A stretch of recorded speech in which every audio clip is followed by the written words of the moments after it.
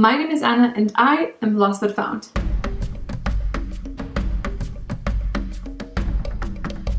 We last left off with me running a little bit late to the airport. In today's video, I would like to take you on a little trip with me. Actually, it was a pretty long one, but don't worry, I've summarized it so that you can come with me step by step while I traveled from Miami, Florida, which was actually my first 24-hour layover ever, to Madrid. I had never been in Spain before, let alone Europe. It was pretty interesting to see this fast-paced airport life that I was already used to, but in a completely different country. So stick around and let me know in the comments below. Have you traveled abroad recently?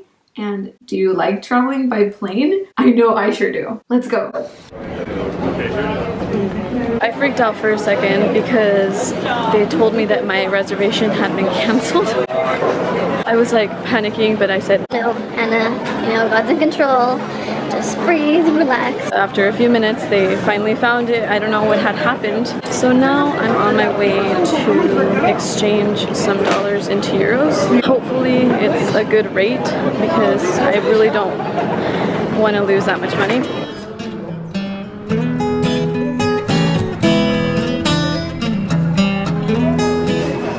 At the exchange house, they said that for $400 they would give me $300.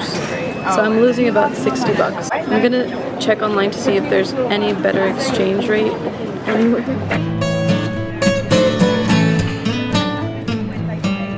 I decided to only get $160. They gave me 116 euros. I'm technically losing like 30 bucks. I'm going to go through security now and then see where I hang out for the next hour.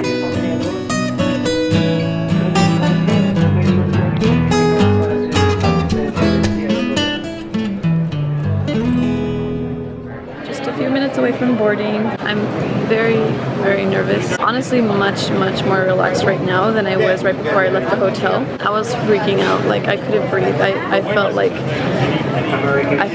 my whole body was shaking. I didn't feel good. I got to the airport and then they told me about the canceled reservation. I freaked out a little bit. Now I feel much more relaxed. I prayed a little bit.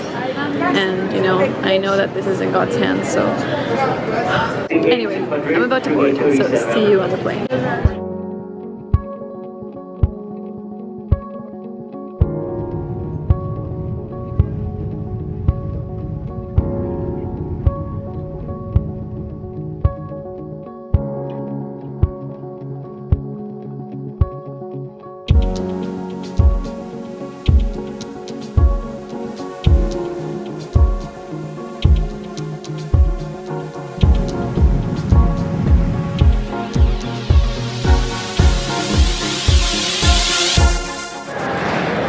Just landed here in Madrid, 8-hour flight. Now I'm on my way just to the passport check.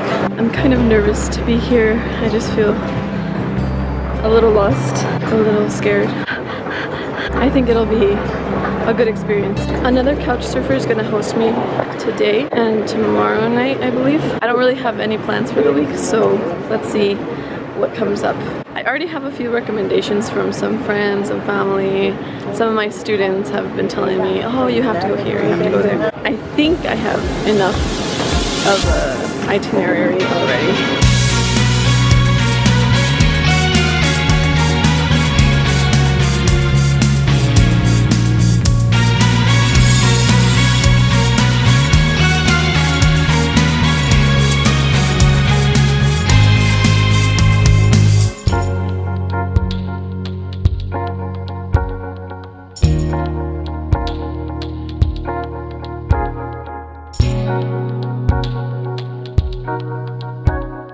We just took like a 2-minute train ride to the terminals H, J, and K. I have no idea which one I have to take to go to the metro. I'll figure it out.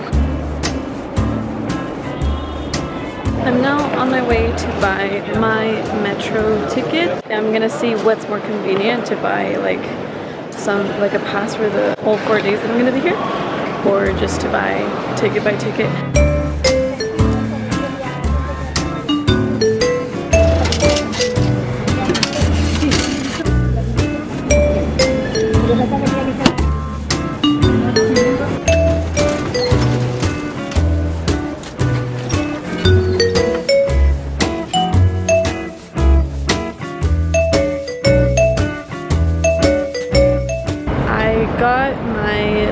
ticket. Not sure if I'm gonna be using them all or if I'm gonna need more. I got 10 rides for 15 euros. It's either that or one ride for 5 euros. So I'm probably gonna be taking the train more than 3 times.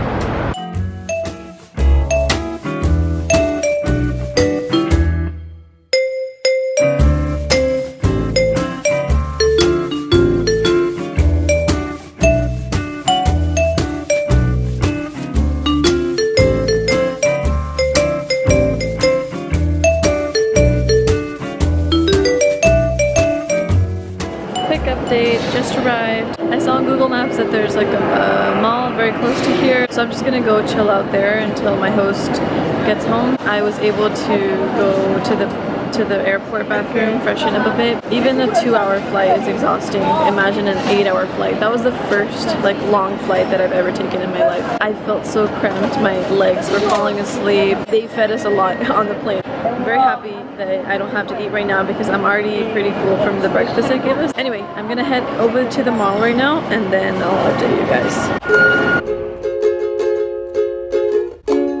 I'm gonna go up to the 6th floor where the cafeteria is. Just arrived to the cafeteria. I got this little thing called vallecito. I'm not really that hungry, like I said, I got really full from the airplane food, but I just wanted to try and see what the traditional breakfasts are here. I asked the waiter what people usually eat, and he's like, oh, you know, just a piece of toast and some ham. I'm like, seriously? So I'm gonna just chill out here for a couple of hours. It was a hassle to connect to the Wi-Fi here. You had to open the page where you put in your information, your email address, your name, your country and everything, and then they sent you an email. But it wasn't connecting to the Wi-Fi to be able to get the email, so I just asked one of the waiters like, hey, what's going on? How am I going to connect to the Wi-Fi if I can't get an email to connect to the Wi-Fi? And then like a bunch of the staff came, like there were like 3 guys around here like, oh, but what do you mean you can't connect? Oh, but I don't know because it's usually like this and like that. Anyway, problem solved. I'm just gonna breathe, stretch my legs, finally not cramped in a little tiny airplane, and yes, I'm gonna eat now.